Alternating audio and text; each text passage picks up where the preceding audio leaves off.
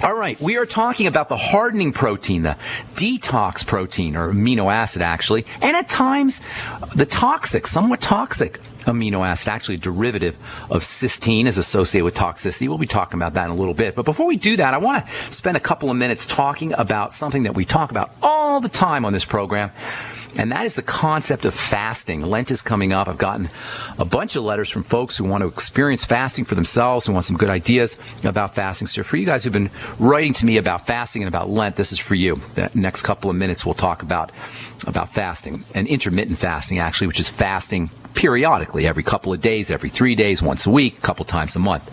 So first of all, fasting, obviously, everybody knows, is basically not eating.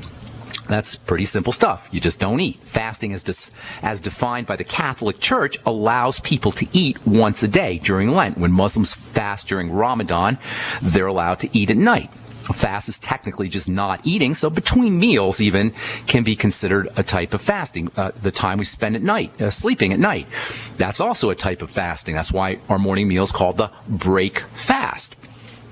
Fasting offers several mechanisms for improving health. For one thing, during a fast, the body is not using up its precious resources. This is so important. This is probably the main reason why fasting is a cornerstone of good health, why caloric restriction in general is the ultimate anti-aging strategy. The ultimate anti-aging strategy is simply caloric restriction. Not even full-blown fasting, just eating less food.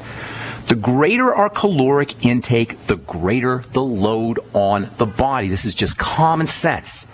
The more calories we eat, the more work our body does. And the more work our body does, the more likely degenerative diseases, and the faster we age, and the faster we die. This is just logic.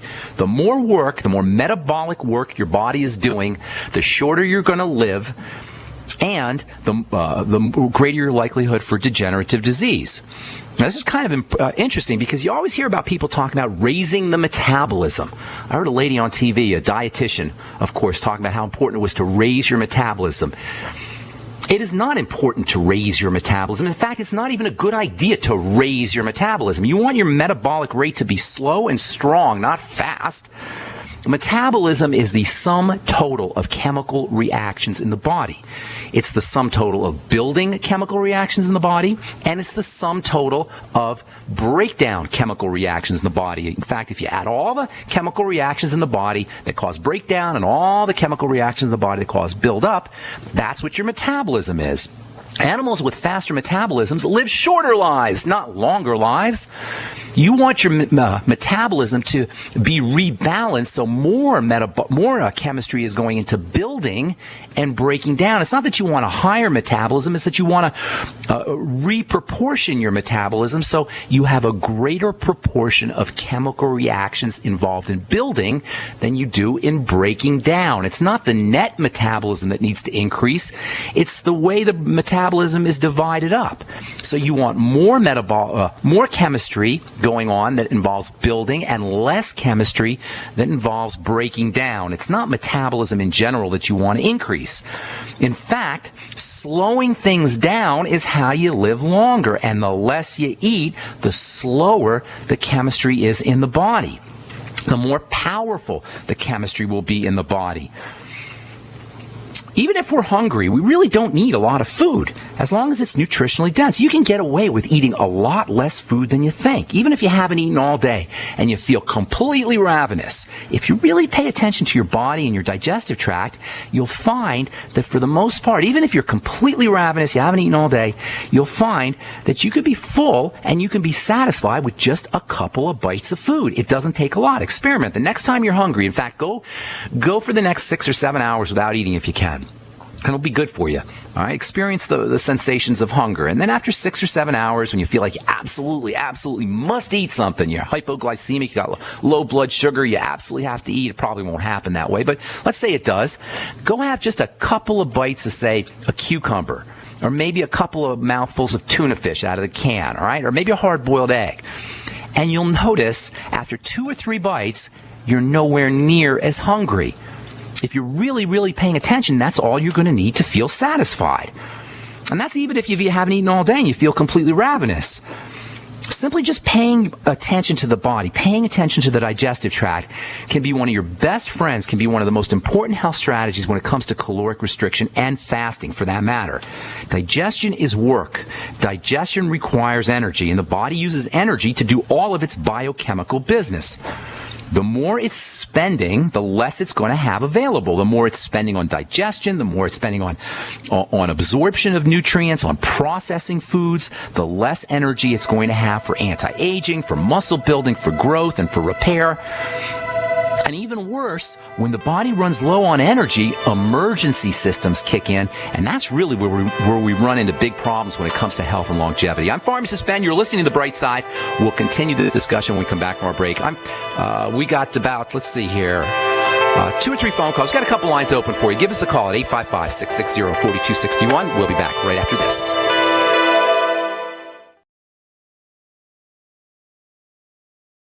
Okay, so fasting, super important. You guys, I've gotten a lot of letters from folks who want me to talk about fasting because Lent's coming up. Lent, the fasting that you do during Lent is not like a really big time fast because you are allowed to eat, at least according to the Catholic Church, once a day and still honor your Lent obligations.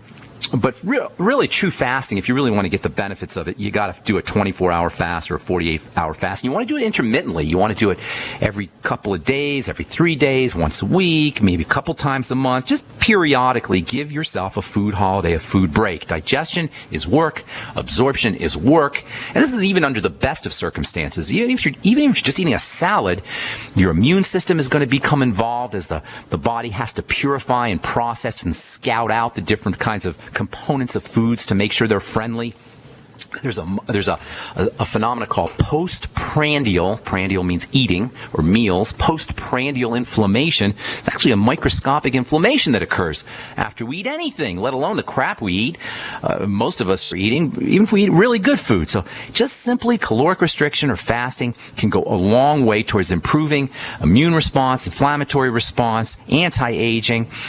The body's using energy for all of its work, for all of its biochemical work. And when it runs low on energy, emergency systems kick in. It's kind of like when you have too many windows open on your computer, and your computer will go into safe mode. It can do the basics in safe mode, but it's not really a healthy or fully functioning computer. Likewise, the body has limited resources, and the fewer windows it has open, or the less work it has to do, the healthier it's going to be. The less work your body has to do, the healthier you're going to be. It's as simple as that, really. It's not complicated. Less food, healthier body. Less work, healthier body. Food processing, digestion, and absorption are the ultimate workload on the body. Fasting is like giving your body a vacation. Fasting is like a holiday for your digestive system. The same way human beings need vacations and holidays to do their best work, so does the body. The key reason for fasting and caloric restriction's beneficial effects is the release of precious resources for healing, for growth, for repair, for muscle building, and for anti-aging. And once you understand the mechanism behind the health benefits of fasting, the fact that it gives the digestive system a break and that it frees up precious biochemical resources for health and wellness, you can see why it's not such a great idea to eat 5 or 6 meals a day. This is more dietitian mythology. Just like raising your metabolism is dietitian mythology. Sorry to rip on dietitians. Dietitians personally, I know some dietitians. They're nice people, but the science of dietetics, the mainstream science of dietetics, is filled with mythological nonsense, such as making your metabolism faster, such as eating 5 or 6 meals a day. That's the conventional wisdom from dietitians, from government-authorized dietitians, mainstream dietitians. I still talk to many folks who incorrectly believe that eating, they call grazing on foods all day, is a good thing. It's not a good thing. Grazing on foods is a very bad strategy, unless you're a cow or want to be a cow. If you eat all day, your digestive system is constantly working, and that means it's going to have less resources available to do the work of healing, to do the work of growing, to do the work of repairing, to do the work of building. And then there's the whole insulin connection to the benefits of fasting. Insulin, as we said so many times before in this program, is a kind of master hormone in the sense that it upregulates many different cell activities. It increases many different cell activities. And insulin affects every single one of the 100 trillion cells in the body. Insulin upregulates the activities of every single one of the 100 trillion cells in the body. And the prime stimulus for insulin secretion is food. As soon as we eat any carbs or protein, or if we eat fats that are associated with carbs and protein, cells get drenched in insulin. They get an insulin bath.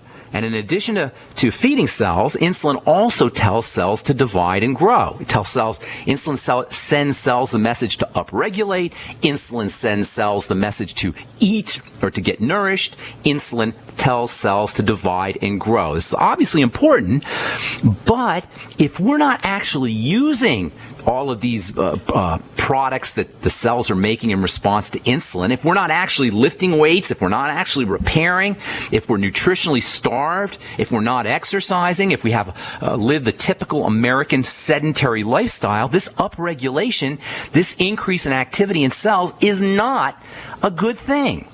If we're constantly eating and insulin is constantly being secreted, eventually cells are going to just tune out. They're just going to stop listening to insulin. They're going to say, hey, look, we just saw you last hour, insulin. We're not going to upregulate again. We're tired. We're pooped. And eventually, cells would just basically stop listening to insulin. And you know what? That's called insulin resistance. And it's a big problem because insulin resistance occurs to the feeding of cells a lot quicker than it occurs to the growing of cells. Cells will become more resistant to insulin in terms of getting nutrients faster than they'll become resistant to insulin in terms of their growth, in terms of their division. And you'll still have enough insulin to make cells grow, to make cells divide, to upregulate activities, except now the cells are going to be growing and dividing and upregulating in a state of starvation. They are not going to get fed. Insulin resistance causes problems with cell feeding a lot faster than it causes problems with cell upregulation and growing, and that's a bad thing. That means cells are growing and dividing and upregulating under a condition of starvation, under a condition of nutritional deprivation. And that's why insulin, or problems with insulin, or insulin resistance, is behind every single chronic degenerative disease you can name. Doctors call this phenomena of messed up insulin associated with chronic degenerative disease metabolic syndrome. That's the fancy name for the disease state that's associated with cells not listening to insulin. Metabolic syndrome means everything and anything that can go wrong in the body goes wrong in the body. Problems with blood pressure, problems with the heart, problems with the brain, problems with chronic degenerative disease, autoimmune disease, inflammation. All of these can be lumped under the general heading of metabolic syndrome, which is associated with cells not listening to insulin, which is associated with too much insulin and too much calories and too much food. Can you see why fasting can be so helpful and so important, and caloric restriction as well? All right, I'm Pharmacist Ben. Got more to say when we come back from our break, and we'll take your phone calls as well. 855-660-4261 is our number. You're listening to The Bright Side. We'll be back after this.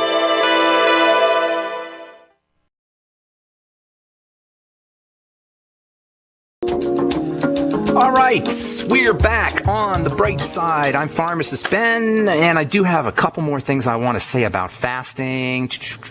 If you are doing a fast, one of the easiest ways to get through that hunger, that just feeling where you got to have some food, which is mostly psychological for the most part, is to really feel hunger and experience hunger. The next time you're hungry, if you're not hypoglycemic and you're not, feeling dizzy and woozy and you can't think and you're just kind of just regular hungry, why don't you just sit for a moment before you eat. You can still eat, but just sit for a moment and experience the feelings of hunger. So much of our eating behavior is reflexive. We feel hunger, boom, we're in the refrigerator. We're looking for something to eat. But if you're dieting and you're trying to lose weight, you want to experience caloric restriction, you're going through Lent, you want to fast, give up food for Lent for at least a day at a time or whatever it is. Next time you feel hungry, or when you feel hungry, sit and experience the sensation of hunger. Just feel it. What the heck is wrong with hunger? There's nothing really wrong with it, as you'll find out, unless, as I say, you're hypoglycemic, you feel dizzy and woozy, or you're getting sick, nauseous or something. The experience of hunger is nothing more than a tingle, a sensation. Sit with the tingle, sit with the sensation, and many times you'll notice that it will just pass, and you won't need to eat.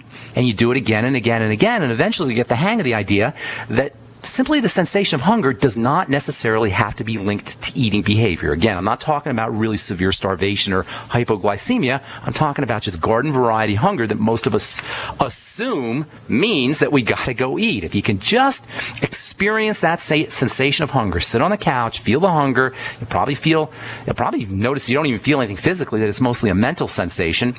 If you can sit with it, that the pangs, the sensations will go away, and you won't be hungry. And you'll notice if you do it often enough that the weight is just dropping off, and that even fasting is real easy to do, as we'll talk about a little bit tomorrow before we get into continuing on cysteine and connective tissue. You actually feel better. You actually feel better when you don't eat. You actually feel better when you fast. And many people who've experienced fasting know that when it comes time to eat again after a fast, there's almost like a sensation that you don't want to eat. You don't want to burden your body with food. And that really is a healthy state of affairs when you feel like you don't want to eat, you don't want to burden your body with food. And you'll also find that when you do eat again, you have a tendency to eat peppers and cucumbers and vegetables rather than going and munching on processed food. And I guarantee you, after a good fast, a 1 or 2 day fast, the last thing you're ever going to want to do is eat a McDonald's hamburger. The last thing you're ever going to want to do is put fast food, garbage type food in your belly after it's been all clean, your body's been all clean and pristine from a couple of days of fasting. Okay, let's see. We'll finish this up tomorrow. I've got a couple more things I want to tell you. I'll tell you why you don't want to eat breakfast. How you like that? Or at least you don't want to eat a big breakfast. That's one of the worst health strategies you could ever do, is sit and eat a huge Denny's type all-you-can-eat pancake breakfast. We'll tell you about that tomorrow as we continue talking about food and fasting and connective tissue and cysteine and skin on the bright side. We'll do that tomorrow. Time to hit our phones, 855-660-4261. Let's go off to Texas and say hi to Julie. What's up, Julie? Welcome to the bright side. Hey, good morning. Thanks. How are you? Good morning. I'm doing great. How about you? Good, thanks. I just wanted to pass something by you. Mm-hmm. My daughter, she is 8, and last week she was sent home with impetigo on her lower lip and chin. Uh-huh. Do you want to tell me what to do, or can I tell Sure. you what I was doing? Because it's getting better. You know, they wanted me to go straight to the doctor and get... You don't need to go to the... No, Well, I didn't. I went straight the opposite direction, but I picked up some 100 ppm colloidal silver. Okay. I was going to say that. Bentonite clay. I made a pack with that. Nice. Putting that on it, and she's been taking the silver internally, then alternating away from that, giving her a spray. It's a PRP from colostrum. Okay. Spray on the thing and in her mouth, and higher doses of it's called turmeric supreme. And okay. then Sounds like you got some good strategies there. Is she doing better? She's doing better, but she's a picker, and so I'm having to sleep literally like on her arms. So she's losing some sleep, but that's okay. It is getting better. But then giving her some aloe vera and good. some You're doing all the right things. You're doing all the right things. Anything else? No, I'd be focusing. Impetigo, for the listeners, is a bacterial infection on the skin. Anytime you have a bacterial infection on the skin, that means there's something in the immune system that's not controlling those bacteria. We all have bacteria on the skin. We all have staph on our skin. We all have strep on our skin. But it doesn't always blossom into a full-blown skin infection. If that does occur, I'd be focusing on why the immune system is not doing its business, why it's not controlling these things. And chances are you're going to find an immune load, something is overburdening the immune system. That can come from two directions. One direction is the bad stuff is getting in. The other direction is not enough of the good stuff is getting in. The bad stuff is always going to be problem foods. So dairy, eggs, peanuts, soy, grains of all kinds, not just gluten, grains of all kinds. These can all be act as loads on the digestive system, which can burden the immune system. If she has bowel movement problems, gas, bloating, those can all be signals, too, that the immune system is being overloaded. So I'd be focusing on digestive health first. Use probiotics. Get her on a good probiotic supplement. If she can take capsules, get her on the BioLumin Nightly Essence and eliminate problem foods. Then you might want to use supplements that help boost the immune system. Of course, vitamin C is the king of immune-boosting nutrients. Vitamin A is also very important. If she's not getting vitamin A in a supplemental fashion, she may not be getting enough vitamin A. It's hard to find vitamin A in foods. Mostly animal foods, liver and the organ meats are your best sources of vitamin A. Zinc is also very important for children, especially because zinc is involved in growth and development. So children, if they're not supplementing with zinc, can run deficient very quickly. Again, zinc is found in high-protein foods like vitamin A, and zinc and vitamin A actually work together. So you might want to try supplementing with maybe 20 or 30 milligrams a day of zinc, as well as maybe 5 or 10,000 milligrams a day of vitamin A. You'll find all of these in the Beyond Tangy Tangerine and the Ultimate Daily products as well. So you're going to watch out for digestive problems, boost the immune system, and then topically, your strategies are wonderful. Aloe, noni, bentonite clay. You can even use topical algae or topical spirulina. That sometimes helps. Colloidal silver is a great idea. Lugol solution, which is iodine, that's got some wonderful antibacterial properties too. Tea tree oil, neem oil. There's lots of things you could try, but you're definitely doing all the good things, Julie. So kudos to you. Hats off to you for staying away from the doctor. Like he said, you went the opposite direction. That's usually a good idea, unless you need surgery, unless you break your ankle or tear your medial meniscus or whatever. So you need some kind of traumatic surgery from some traumatic injury. It's a good idea to go the other way from your medical professional. So you're on the right track, Julie. Thanks so much for your call. Anything else going on that I can help you with?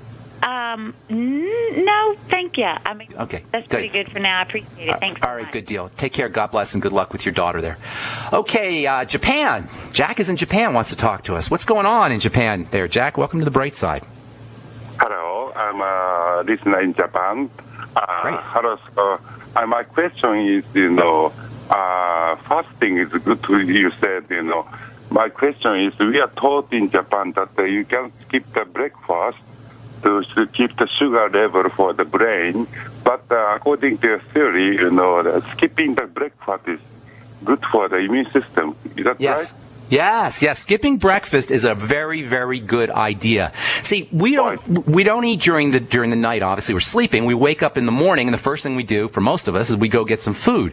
But if you continue not eating for as long as possible, what you're in effect doing is you're extending the fasting period. So not only you're fasting during the night, but now you're extending the fasting period into the early part of the morning. So in effect, what you're doing is giving yourself a longer period of a longer food holiday, a longer break. And we talked about how fasting saves the body precious resources. Well, now you're just saving even more resources. If you're going to eat in the morning, eat as little as possible, maybe an egg or a small amount of protein smoothie. Hang tight, Jack. We got to take a break, and I'll finish up when we come back. I'm Pharmacist Ben. You're listening to The Bright Side on the Genesis Communication Network. We'll be back right after this.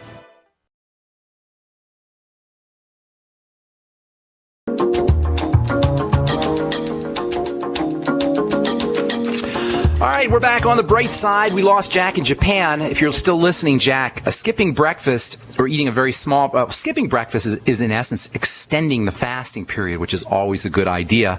And then eating less food for breakfast is also helpful, even if you eat just a small amount of a protein smoothie or maybe a hard-boiled egg or a little bit of egg, or maybe some vegetable juice or something along those lines. That's a good idea too. You want to make sure you're getting your nutrients. The appropriate caloric restriction kind of diet is the CRAN diet or the CRON diet, C-R-A-N or C-R-O-N, and that stands for calorie restriction with adequate nutrition or calorie restriction with optimum nutrition. If you want to avoid that 10 o'clock crash that most of us have, skipping breakfast or avoiding breakfast or eating a small breakfast is a great strategy. You'll also find that if you do eat breakfast, you tend to eat more during the day. Experiment with this tomorrow. Skip breakfast, don't eat breakfast, and then notice that you're not quite as hungry. How ironic is that? When you you don't eat breakfast, you don't eat food, you'll actually be less hungry, and you'll find that you're eating less during the day. The more we eat, the more we tend to eat. And by the way, you know who it was who invented the famous bacon and eggs and pancake breakfast? It wasn't a healthcare professional, it wasn't a medical professional, it was a marketing professional named Edward Bernays, a propaganda professional. In fact, Edward Bernays actually wrote a book called Propaganda back in the 1920s, where he explained to anybody who wanted to read the book how you manipulate the masses, how you manipulate the public using psychological and various marketing techniques. And Edward Bernays is actually known as the father of public relations, and he was one of the first advertisers, and he was the first guy to come up with, for the Beechwood Bacon Packing Company, the Beechwood Meat Packing Company, who was looking to sell more bacon. He came up with the idea of having the famous big breakfast, standard breakfast, bacon and egg breakfast that we still eat today. We've talked about this in the past, but the idea that we need to eat a big breakfast is really based more on marketing than it is on health science. The less you eat, the longer you live. The less breakfast you eat, the better you're going to feel during the day. The less food you eat in the morning, the less food you're likely to eat all day. Hope that helps, Jack. Thanks so much for calling from Japan. Let's move on to AZ, Arizona, and welcome John to the bright side. What's up, John? How you doing?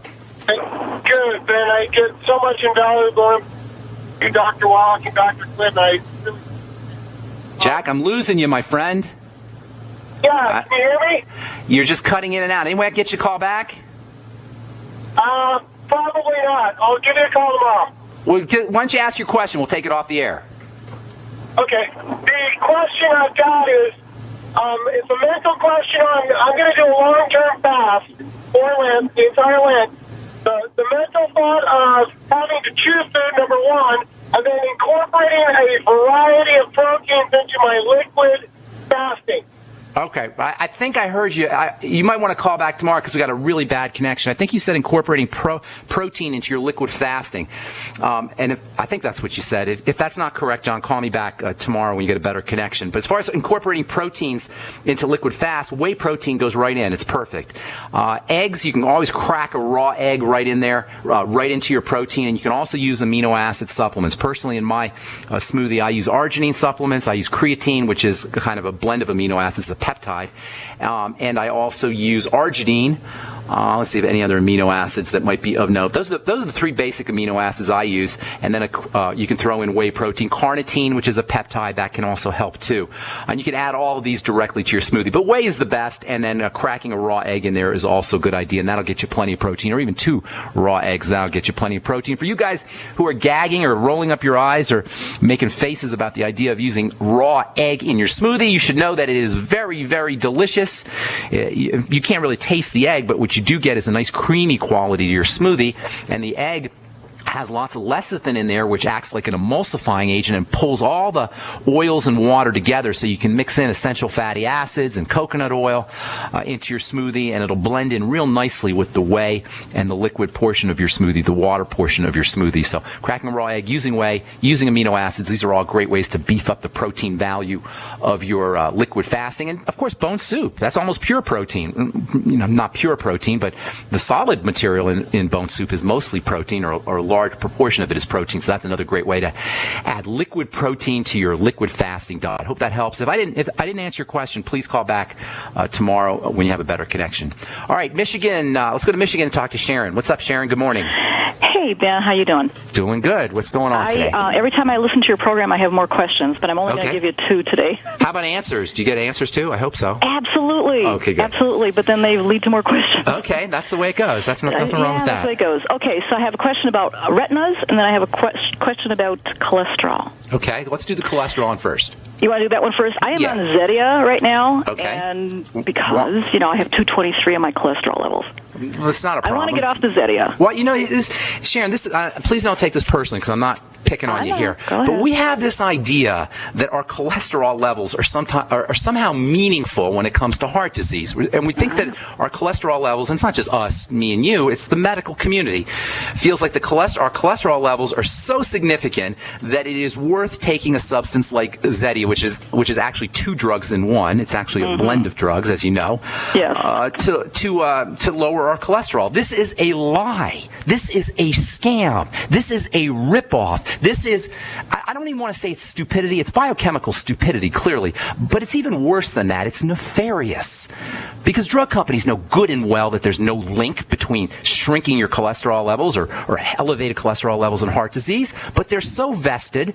There's so much industrial and economic and mercenary reasons for promoting this idea that they could care less about the science of it. They could care less about the health of it. They could care less about the fact that these drugs are poisonous. They could care less about the fact that you never want to suppress an essential biochemical process in the body in the interest of health, maybe in the interest of money, but not in the interest of health. On the other hand, cholesterol is an absolutely critical substance. It's a vital substance, as we've talked about ad nauseum, and I'm not going to beat a dead horse here, but I will say this about cholesterol. There's a reason why cholesterol manufacturing, cholesterol production in the body goes awry. For some reason or another, the body is under this delusion that it thinks that it's growing and building and repairing more than it really is. And this is because of insulin. And we've said this so many times in the past. If you want to lower your cholesterol, Sharon, drop your insulin. If you want to drop your insulin, reduce your intake of insulin-spiking foods, and that's primarily sugary breads and pastas. And I saw a commercial the other day for Raisin Bran. They had the nerve to say that Raisin Bran is a heart-healthy food because I couldn't believe what I was listening to. It's the worst thing you could do for your cardiovascular system is eat Raisin Bran. Not the worst, but among the worst things. Why? Because Raisin Bran is raisins and sugar and bran, all of which spike and raise your insulin. Now, you might get a little bit of fiber in the bran, but aside from that, you've got a prime insulin-spiking food, which will jack up your cholesterol. You guys, when you lower your insulin, not only will your cholesterol levels drop like a stone without drugs, but you'll lose weight.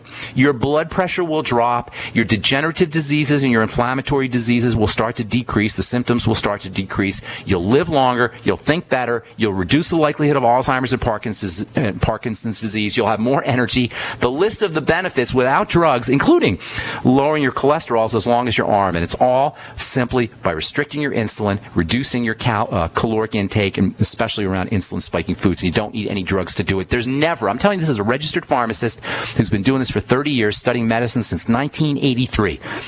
There's not one single prescription drug that can make the claim that it improves your health in any way, shape, or form. Period. End of story.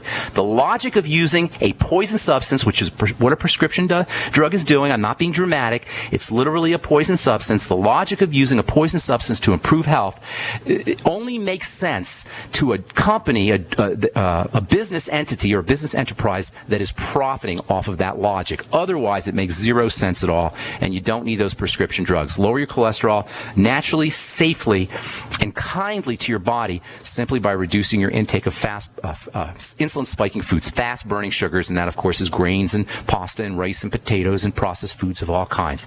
And thanks for your call. Appreciate it. Sharon, anything else? Oh, you want to talk about retinas? Look, ask me real quick. Because we only have a retinopathy that is progressive in stages. It's all part of the same. It's all part of the same story. And I don't want to. I thought so. Yeah, it's all the same deal. Your body is without don't want to be too dramatic here, but your body's basically falling apart. When the tissue starts to degrade, you've got inflammation and stuff is falling apart. Lowering your cholesterol, lowering your intake of insulin and fast burning sugars is probably a good strategy there too. There's more I could tell you, Sharon. If you want to call back tomorrow, we can spend more time talking about that.